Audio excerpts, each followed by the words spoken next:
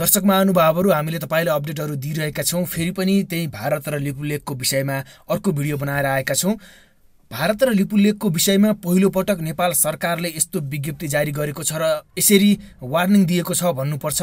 पहिलो पटक नेपाल सरकार बोलेको छ।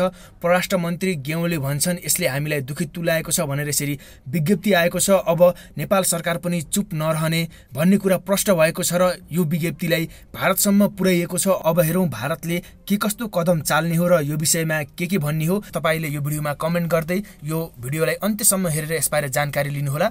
भारतले नेपाली भूभाग लिपुलेख हुँदै मन सरोवर जाने सडक बनाएकोमा नेपाल सरकारले आपत्ति जनाएको छ। भारतको यस्तो कदमले नेपाललाई दुखित तुल्याएको परराष्ट्र मन्त्री प्रदीप गेवालीले बताएका छन्। तिब्बतमा रहेको कैलाश मानसरोवर यात्राका लागि उत्तराखण्ड स्थित धारचुला क्षेत्रको पिथौरागढबाट नेपालको दार्चुलाको गुन्जी क्षेत्रबाट लिपुलेख पुग्ने लिङ्क रोडको भारतले शुक्रबार उद्घाटन गरेको थियो। यसको नेपालमा विरोध भइरहेको छ। परराष्ट्र मन्त्रालयले शनिबार विज्ञप्ति जारी गर्दै नेपाली भूभागमा सडक बनाएकोमा आपत्ति जनाएको छ। सुगौली सन्धि अनुसार लिम्पियाधुरा, कालापानी र लिपुलेख सहित काली महाकाली नदीको पूर्व क्षेत्र नेपाली भूभाग भएको प्रष्ट भएको र पछिल्लो पटक भारतले जारी गरेको नक्साका सम्बन्धमा पठाएको कूटनीतिक नोटमा समेत त्यसलाई उल्लेख गरिएको मन्त्रालयले बताएको छ। परराष्ट्रको विज्ञप्तिमा लिपुलेखबारे चीन र भारतले गरेको एकलौटी सहमतिको पनि चर्चा गरिएको छ। विज्ञप्तिमा भनिएको छ भारतका प्रधानमन्त्री सन् 2015 मे 15 मा चीन भ्रमणका गएको बेला जारी संयुक्त वक्तव्यमा नेपालको सहमति बिनै लिपुलेख पासलाई द्विपक्षीय व्यापार मार्गका रूपमा समावेश गर्ने सहमति जारी गरियो। भारतीय कदम सीमा विवाद संवादबाट हल गर्ने दुई देशका प्रधानमन्त्रीको सहमतिको विपरीत भएको भन्दै परराष्ट्र मन्त्रालयले भनेको छ। नेपाली भूमिमा कुनै पनि गतिविधि नगर्न नेपाल सरकार भारत सरकारलाई आग्रह गर्दछ। सन् 1816 को सुगौली सन्धि अनुसार काली महाकाली नदी पूर्वका लिम्पियाधुरा, कालापानी र लिपुलेख समेत सबै भूभाग नेपालको रहेको स्पष्ट पार्दै परराष्ट्रको विज्ञप्तिमा भनिएको छ। यो कुरा नेपाल सरकारले विगतमा र अहिले पनि कयौंचोटि दोहोर्याउँदै आएको छ। यो एकपक्षीय कार्य सीमा विवादको समाधान वार्ताबाट खोजिनेछ भने प्रधानमन्त्रीको स्तर लगायतका दुई देशबीच भएका समझदारीको विरुद्धमा छ। मन्त्रालयको विज्ञप्तिमा भनिएको छ नेपाल सरकार दुई देशबीचको घनिष्ठ एन्ड मित्रवत सम्बन्धको माध्यमबाट ऐतिहासिक सन्धि दस्तावेज, तथ्य र नक्साका आधारमा सीमा सम्बन्धी मुद्दाहरूको कूटनीतिक समाधान खोज्न प्रतिबद्ध छ। परराष्ट्र मन्त्रालय भन्छ यो एकपक्षीय कार्य वार्ताबाट सीमा विवादको समाधान खोजिनेछ भने प्रधानमन्त्री स्तरीय लगायत दुई देशबीच भएका समझदारीको विरुद्धमा छ। पछिल्लो समय भारतले जारी गरेको राजनीतिक नक्साको प्रतिक्रिया स्वरूप नेपालले भारतलाई 2019 नोभेम्बर 20 मा कूटनीतिक नोट पठाएको मन्त्रालयको विज्ञप्तिमा स्मरण गरिएको छ। इपिजीको प्रतिवेदन बुझ्न तयार छौं भनेका छन्। नेपालले दुई देशको थाँती रहेको सीमा विवाद कूटनीतिक संवादबाट हल गर्नुपर्नेमा जोड दिएको छ। यसका लागि नेपालले दुई पटक विदेश सचिव स्तरीय बैठकको मिति प्रस्ताव गर्दा पनि भारतले जवाफ नदिएको मन्त्रालयले बताएको छ। साथै नेपाल भारत प्रबुद्ध समूह इपिजीको प्रतिवेदन बुझ्न नेपाल तयार रहेको मन्त्रालयले जनाएको छ। यसले लामो समयदेखि थाँती रहेका मुद्दा सम्बोधन गर्दै दुई देशको सम्बन्ध मजबुत बनाउन मद्दत गर्ने नेपालले विश्वास व्यक्त पनि गरेको छ। यसैबीच परराष्ट्र मन्त्री प्रदीप गेवालीले भन्नुभएको छ हामीलाई दुखित तुल्यायो। परराष्ट्र मन्त्री प्रदीप गेवालीले भारतको कदमले नेपाललाई दुखित तुल्याएको बताएका छन्। हामीसँग कुरा गर्दै उनले भने अहिले जुन कदम चालियो त्यसले हामीलाई दुखित तुल्याएको छ। यसबारे सरकारको आफ्नो धारणा सार्वजनिक गरिसकेको छ। नेपालको भूभागलाई भारतीय नक्सामा पारिएकोमा नेपालले आपत्ति जनाइरहेकै बेला लिपुलेखमा यसरी सडक उद्घाटन हुँदा यसले दुखित तुल्याएको परराष्ट्र मन्त्री गेवालीले बताएका छन्।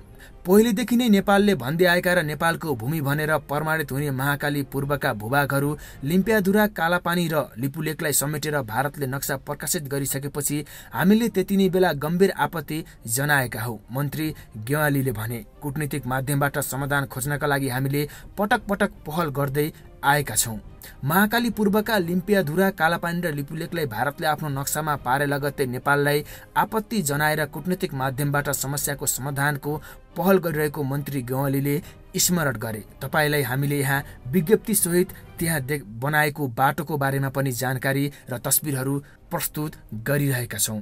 तपाईले यसरी नेपालले पटक पटक विज्ञप्ति जारी गर्दा पनि यसरी भारतलाई सरकारलाई ज्ञापन पत्र अथवा विज्ञप्तिहरू बुझाउँदा पनि भारतले वास्ता नगर्नु र नेपाल सरकारलाई नटेर्नुको प्रमुख कारण के मान्नुहुन्छ? कि नेपाललाई भारतले सानो देश भनेर हेपेकै हो? सरकारले यसरी 4-5 चोटि पहल गरेको देखिन्छ। परराष्ट्र मन्त्री गेवालीले बताए अनुसार र धेरै पटक विज्ञप्ति पठाउँदा पनि सरकारले ध्यानकर्षण नगराएको भन्ने देखिन्छ। तपाईले यस विषयमा के भन्न चाहनुहुन्छ? तपाईका आफ्ना 2-4 धारणाहरू राख्न सक्नुहुन्छ कमेन्ट बक्समा। किन नेपाललाई अझै पनि दबाउन खोजिरहेको छ भारतले? यसैबीच भारतले लिपुलेकमा सडक खनेको जानकारी 6 महिना अघि संसदमै गराएको थियो, तर सरकारले व्यवस्था गरे अथवा वास्ता गरेन भनेर एकजना फेरि आउनु भएको छ। उहाँ हुनुहुन्छ दिलेन्द्र प्रसाद बडु। उहाँले भन्नुभएको छ कि सरकारलाई मैले 6 महिना अघि नै जानकारी गराएको थिएँ, तर सरकारले यसबारे वास्तै गरेन। यसबारे पनि तपाईँलाई जानकारी दिन लागिरहेका छौँ। भारतले नेपाली भूमि लिपुलेकमा सडक बनाएको बारे 6 महिना अघि नै संसदमा मैले जानकारी गराएको थिएँ। त्यसबेला कसैले पनि चासो दिएनन्। सरकारले हाम्रो जिल्ला दार्चुलामा सडक निर्माणको बजेट नै दिएन। मैले त्यसबेलाका भौतिक पूर्वाधार मन्त्री रघुवीर महासेठलाई सदनमै प्रश्न गर्ने सिलसिलामा भारतले युद्ध स्तरमा लिपुलेक हुँदै सडक निर्माण गरिरहेको बताएको थिएँ। मैले हाउसमै बोलेको कुरालाई पनि गम्भीरतापूर्वक लिएन। हाम्रो दार्चुलामा सडक बनाउन सरकारको बजेट 0 छ। पछि संसदमा मेरो प्रश्नको जवाफ दिँदै मन्त्री महासेठले बजेट पठाइदिन्छु भन्नुभएको थियो। दार्चुलामा किन सडक आवश्यक छ भने त्यहाँ हाम्रो मोबिलिटी छैन। त्यसो हुँदा हामीले सीमा क्षेत्रको सुरक्षा दिन सकिएन। सीमा प्रहरी क्याम्प राख्ने भनेर लगातार 2 वर्ष बजेटमा कार्यक्रम परिसक्यो, तैपनि अहिलेसम्म सुरक्षाकर्मी राख्न सकिएको छैन। दार्चुला हुँदै तिब्बत सीमा जाने बाटो आवश्यक परिसकेको छ। भारतले युद्ध स्तरमा लिपुलेक हुँदै बाटो बनाइरहेको छ। 3 महिनामा कालापानीमा बाटो पुर्याउँछ भनेर मैले त्यसबेला संसदमै भनेको थिएँ। यसबारे कसैले ध्यान दिएन। सरकारले मतलब गरेन। अहिले भारत सरकारले त्यहाँबाट बाटो बनाएर उद्घाटन समेत गरेपछि विरोध सुरु भएको छ। भारतले नेपालको भूमिमा सहमति विपरीत बाटो खनेको हो। हाम्रो तर्फ कालापानीदेखि लिपुलेकसम्म पनि बाटो बन्यो भने गतिविधि बढ्छ, हाम्रो तर्फबाट पनि सुरक्षा बढ्छ त्यस क्षेत्रमा। अहिले त्यो क्षेत्रमा के भइरहेको छ भन्ने बारे नेपालले भ्यू पनि पाउन सकेको छैन।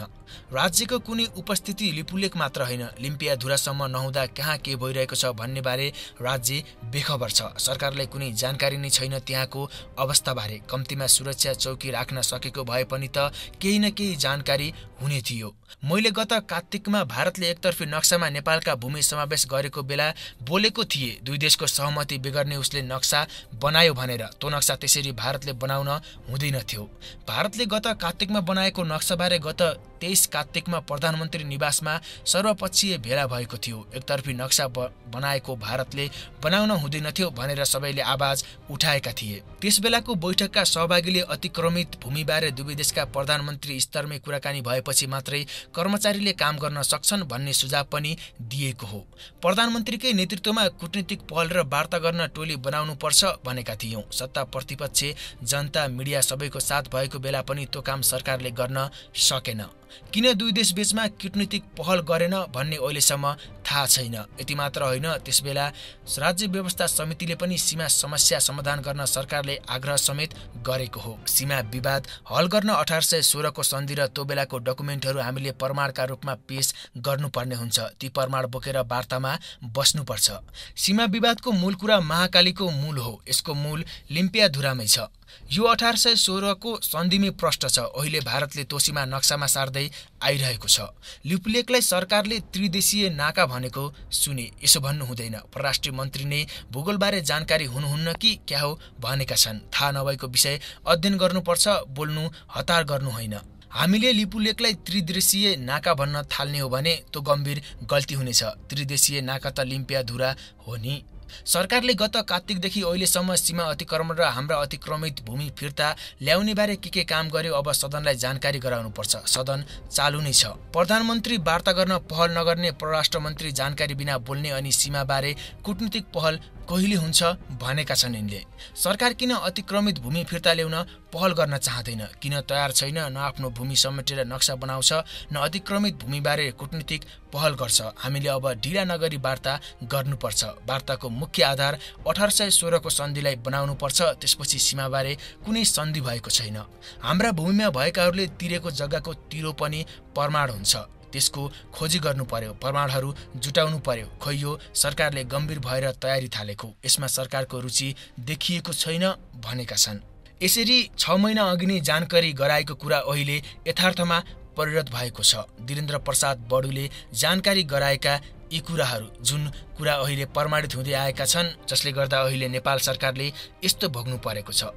यसमा चीनको पनि उत्तिकै सहमति देखिएको छ। भारत र चीनले मिलेर त्यहाँ आफ्नो क्षेत्र बनाएर त्यहाँबाट व्यापार व्यवसायहरू गर्ने, थालनी गर्ने, सुरु गर्ने काम गर्न थालेका छन्। यसरी दुई ठूला देश मिलेर नेपालको सीमालाई मिचेर नेपालको आत्मसम्मान र स्वाभिमानमाथि ठेस पुर्याएका छन्। तपाईले यस विषयमा के भन्नुहुन्छ? सरकारले कूटनीतिक पहल 2-3 चोटि गरेको भन्छ, सुरुको समाचारमा पढ्यौ, तर यी युवा अथवा यी वीरेन्द्र प्रसाद बडुले भन्नुहुन्छ कि 6 महिना अघि नै जानकारी गराएको थिए तर सरकारले केही पनि गरेन भन्नुहुन्छ। तर सरकार भन्छ कि भारतले हामीलाई टेरेन भन्छ। तपाईले यस विषयमा के भन्नुहुन्छ?